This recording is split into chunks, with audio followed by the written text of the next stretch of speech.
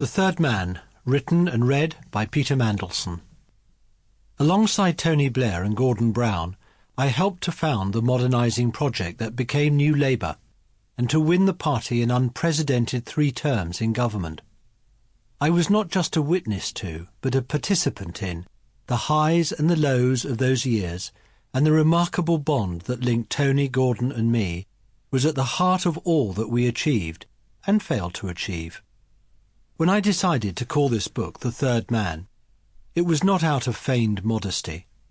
No matter how influential each of us was in the creation and achievements of New Labour, there is an obvious distinction between us. Tony, and then Gordon, became leader of our party and Prime Minister of our country. By contrast, my influence was exercised largely behind the scenes, sometimes even in the shadows. Another reason why the title's echo of Graham Greene's story of post-war Vienna seemed appropriate. I first met Tony and Gordon in 1985, when I started work as Labour's youthful campaign director at the party headquarters in Walworth Road, South London, and they were recently elected MPs.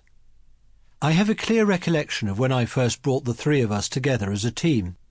I was looking ahead to the coming general election in 1987 and had already identified both of them as very gifted politicians.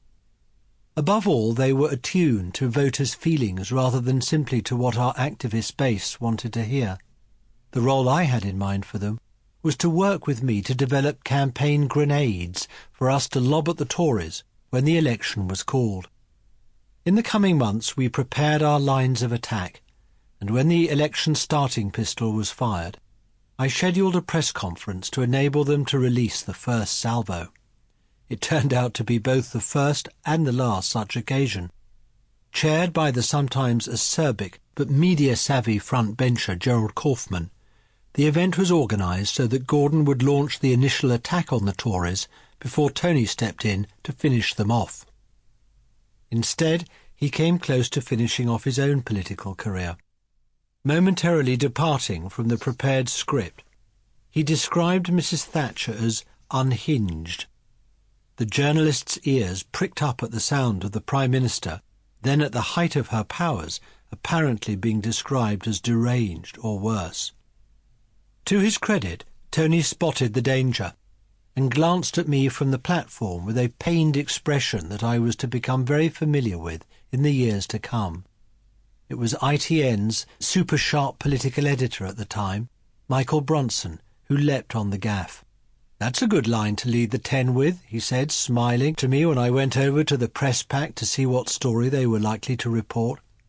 I managed to get Tony off the hook, telling Michael firmly that it was Mrs. Thatcher's policies that Tony was describing, not her mental state, and that anyway, it would not be fair to embarrass a newcomer who was sure to be going places, and was therefore someone Michael would want to befriend.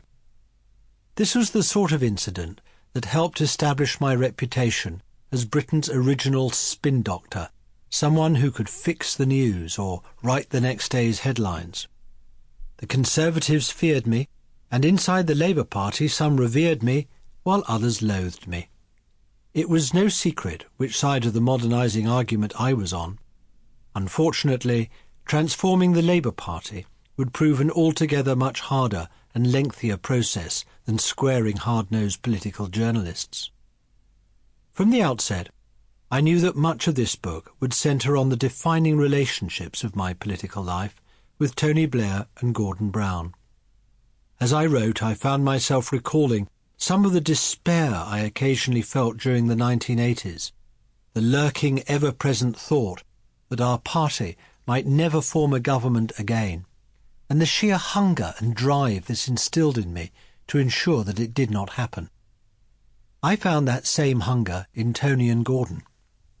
It was not a hunger for office for its own sake, but for a modernised Labour Party that would build a more humane, tolerant and socially just country than the one we were living in during the 1980s and early 1990s.